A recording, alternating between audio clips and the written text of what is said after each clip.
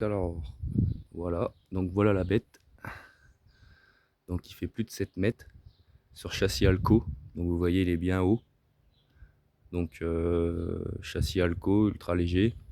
Donc là vous avez, c'est encore les anciennes Capucines, c'est une des plus grandes qui sont sorties. Donc vous allez voir à l'intérieur, on se sent pas à l'étroit. En plus ma femme est claustrophobe, donc il fallait de l'espace, sinon elle n'aurait pas dormi des nuits. Donc on a choisi celui-là. Donc voilà, donc c'est un Fiat, porteur Fiat. Donc de face, voilà, donc voilà, il y a encore quelques modifs à faire. Vous voyez là, la peinture c'est un peu écaillé, les bas de caisse sont un peu abîmés, mais ça va être refait. Il a 20 ans, donc comme on dit, il a des kilomètres au compteur. Donc ici le logo, bon il y était, hein, mais bon comme c'était le premier logo de chez Fiat rond, et que j'ai voulu mettre le nouveau, sauf que le nouveau n'est pas rond, ça faisait un petit peu bizarre au niveau de la calandre, donc je m'en suis fait un perso à l'imprimante 3D, là je suis en train de le réaliser, donc je vous montrerai quand il sera fini. Donc là vous avez les deux lanterneaux, hein, donc de la capucine, là ça fait de la luminosité. Donc ici, latéralement, vous avez un coffre, donc je vais vous l'ouvrir. Donc c'est un coffre comme le camping-car équipé d'un double plancher. Donc c'est-à-dire qu'il y a un plancher au niveau du bas du châssis et il y a le plancher là où vous marchez, et entre deux il doit y avoir 30 cm. Donc ça vous fait un coffre qui fait toute la largeur avec une trappe de chaque côté pour y accéder facilement. Donc ici, hop, on ouvre. Hop et là, on arrive sur la double porte pour l'étanchéité. Hop et là. Et voilà. Donc le coffre de soute.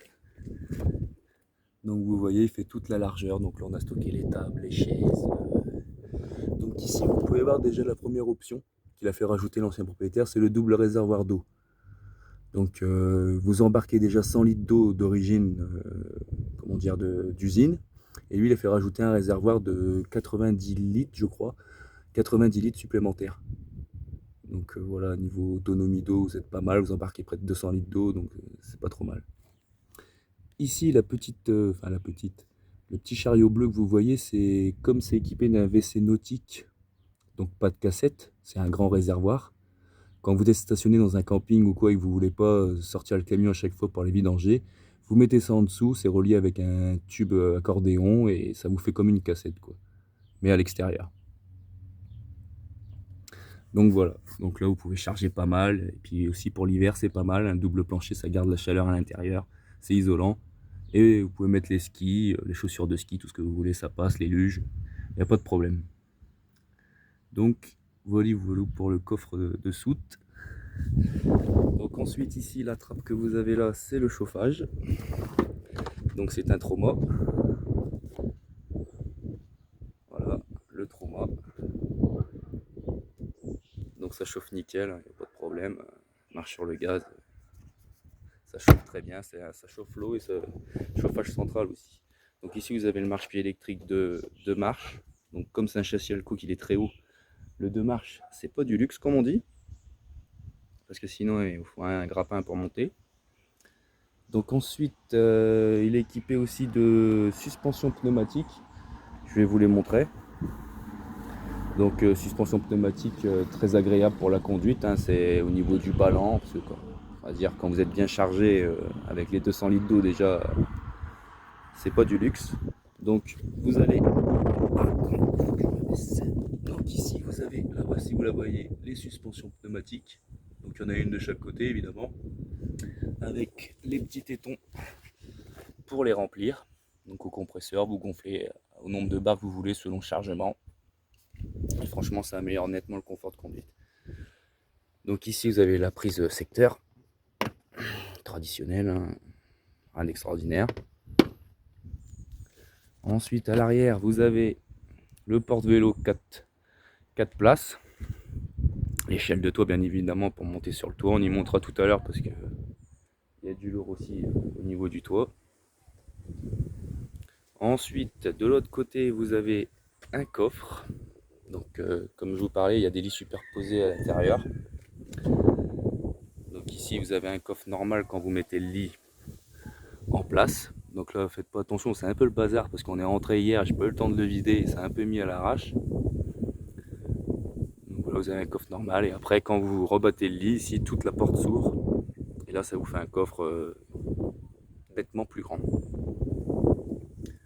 Donc ici, bah, c'est l'autre trappe du double plancher.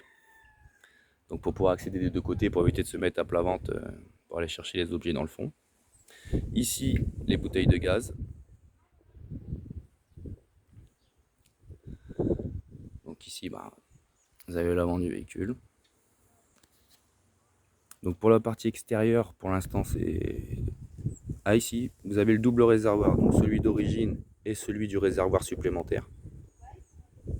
Donc deux robinets de remplissage qui ferment à clé. Donc après, vous allez me dire pourquoi des taquets en fer sur tous les coffres. C'est parce que l'ancien propriétaire l'avait, comme il l'a équipé tour du monde, en fait, dans certains pays, c'est plus sûr de verrouiller avec des petits cadenas.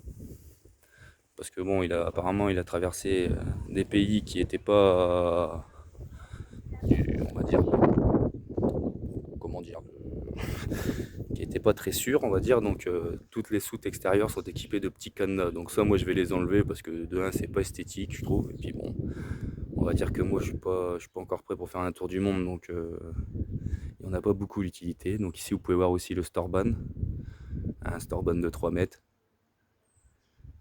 Donc nickel, donc le bleu d'origine, le bleu mitigé gris là, traditionnel. Donc je vais pas le sortir aujourd'hui parce qu'il y a un peu de vent chez nous et j'ai pas envie qu'il se retourne aujourd'hui.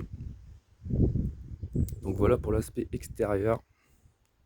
Donc là pareil, l'autocollant là on voit qu'il est un peu abîmé, donc ça pareil ça va partir. Je vais essayer de les retrouver pour les remettre d'origine et que ce soit propre. Pareil pour les bas de caisse, vous voyez ce gris là que vous voyez là, tout ce qui est là, ça va être refait parce que franchement ce gris je suis pas fan.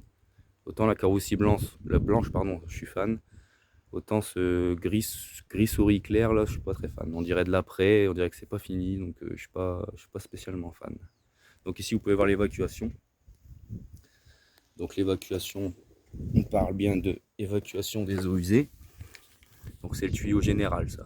Et ici vous avez les manettes. Donc eau usée à droite, WC à gauche. Donc vous vous mettez au-dessus d'une grille.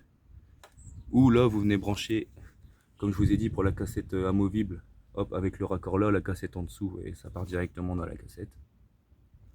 Donc là pareil, il va y avoir, si j'arrive à le commander, c'est toujours pareil parce qu'apparemment, je pense qu'on a tous le même problème niveau commande, c'est un peu la galère en ce moment. Il va y avoir la tâche caravane qui va arriver. Donc j'attends, mais dès qu'elle arrive, elle sera montée. Donc voilà, pour l'aspect extérieur, c'est tout ce que j'ai à vous montrer pour l'instant. Donc après, quand les modifications seront faites, je vous referai une petite vidéo et vous verrez l'avant, l'après, je pense que ça va pas être mal. Voilà, bon, on se rejoint tout de suite pour l'intérieur du véhicule. Là, il y a plus de trucs à raconter, il y a plus de choses à voir. À toutes.